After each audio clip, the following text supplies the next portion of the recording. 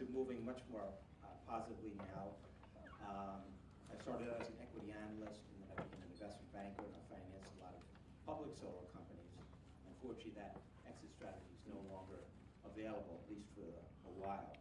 So what we're going to do here is each person on the panel will come up in alphabetical order and introduce themselves and show any slides they'd like to show.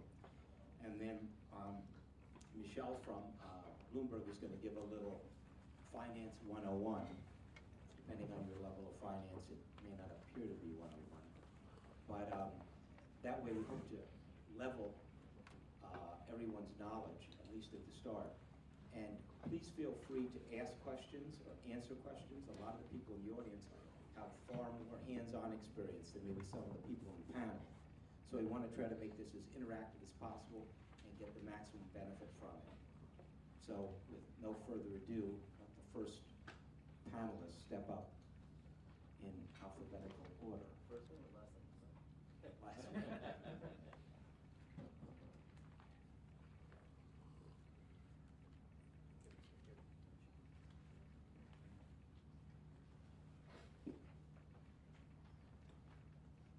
I feel very isolated.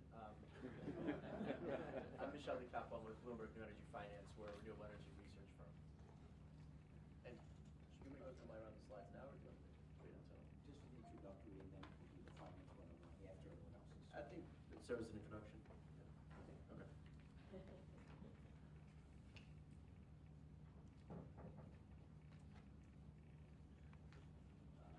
Grab microphone. Thank you.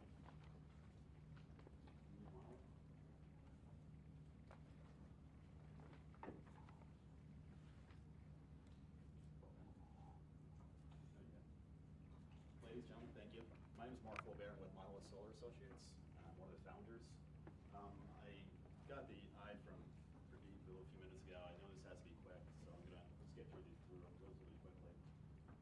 We grew organically over the course of the last 3.5 years to one of the top 2 or 3, depending what numbers you want to look at, installers in New York State. What we focus on almost exclusively is institutional commercial. I already covered that. NABCEP and NYSERDA. Our primary offering is a power purchase agreement. We've sold any number of systems, but the market and our customers are more or less demanding this. I think this is one of the reasons why Pradeep asked us to kind of talk about this. And ultimately what that power purchase agreement is, for those that don't already understand it, is that it's a zero burden, zero risk investment, so to speak, for the customer. We sell you gasoline at 20% off what you want to buy for it at the pump. It's an equivalent model. Our customers, not-for-profits, not-profits, churches, firehouses, schools, municipalities. And if you start looking at the profile of the commercial customer, these are the folks that really don't want to invest their strategic monies into something that isn't on a strategic path. Although there is niceties to have out of this, right?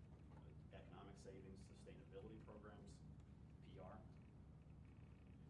And just quickly about me. I'm a local boy, I grew up right here. I do live in New Jersey. I've got degrees both MBA in finance and engineering out of RPI.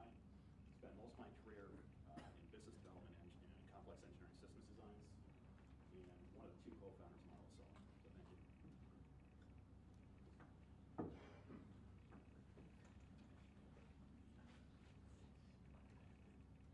Actually, I'm going to wait for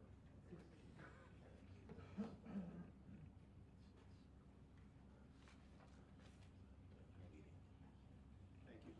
My name's Richard Harris. I'm a principal in VCAP Financial. We are an international organization, meaning our fundings come from a variety of places across the world.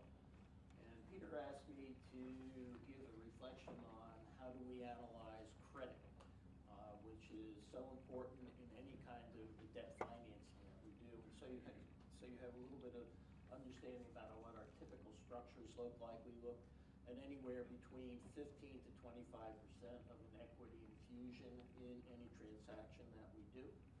And that can come in a variety of ways. It can come through incentives, or it can come through the client themselves.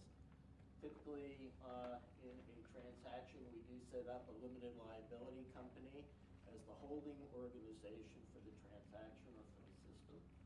And what we look at is through every one of the people involved in the system itself, in the installation and in the debt and the financing and ownership. We really do rate the feedstock or the off-taker. And we try to get to at least a double B or triple B plus type of a rating on Dun & Bradstreet for that particular off-taker. We also look at some types of security enhancements. And so we look at vendor or a vendor guarantee in some cases. And the best is to have a letter of credit that can be made available to a particular transaction. The toughest ones that we have are unrated placements, but they can be done, and we do it. And the worst of the worst is where you have an uncertain market. And what I mean by uncertain market is not having a price that supports it as far as the utility competitive price, and or the lack of extended incentives, meaning either RECs, SRECs, or feed-in tariff. And we are using more and more muni bonds, typically, for our particular debt financing, and interest rates can run for governments as low as 3.5% for a 10 to 12-year bond, and can go as high as 8 or 9% for a B or a triple B off-take. Thanks, Richard. Morning, everyone. Marie Schnitzer with 808 True Power. In an effort to keep this short, I'm probably only going to do two of the initial slides. We're headquartered out of Albany, New York, with just over 100 staff that are very well experienced in meteorology modeling, engineering, field services, and support. We do independent engineering, long-term and short-term energy forecasting, and we've got offices in Barcelona and Bangalore, but the majority of our staff and the majority of the work that we've done, the majority of our staff is in Albany, the majority of the work that we've done is in North America. We have had project roles in over 80 countries. The project roles have primarily been on the wind side. We were, up until about 3 years ago, known better as AWS True Wind. Changed our name so it wasn't an obstacle for market entry and confusing to both our clients and prospective clients. I'm just going to keep this, there's some more details I'm happy to share with other folks. Our main projects and the main work that we do is to support the project development process and get developers finance ready. So we'll evaluate the resource potential, the energy potential, the site assessment. We offer due diligence, independent engineering services, and also build relationships with many and the majority of both the institutional investors, the lenders, and other folks who are interested in becoming more involved in more cases as private equity or private balance sheet approaches. A couple of the things that we do that are more unique than our competitors, we do look at the short-term forecasting, so the hour-ahead, day-ahead forecasting, and the grid integration. So as it happens, and as it relates to managing the ramps, managing the clouds that are coming through, managing the short-term weather variations, and how to manage the grid. We're very involved in many of those things.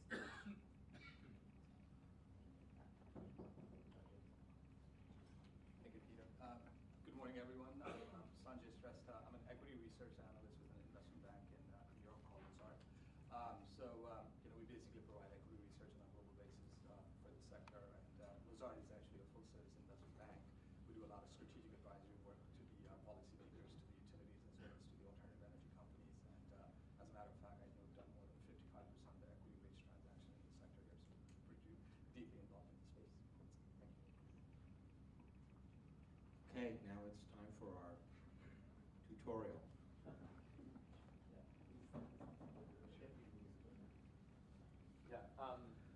So we'll just basically try to, I don't know, can everyone hear me if I just speak like this? Yeah. We'll basically try to just go through some kind of like introduction to kind of solar financing and the kind of the business around it, and hopefully it'll serve as a good introduction for the panel.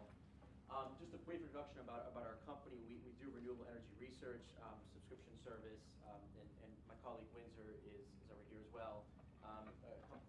Offices around the world, including a team in New York City. So introduction to solar financing, let's just kind of start by showing what the picture is in terms of asset financing for solar in the US.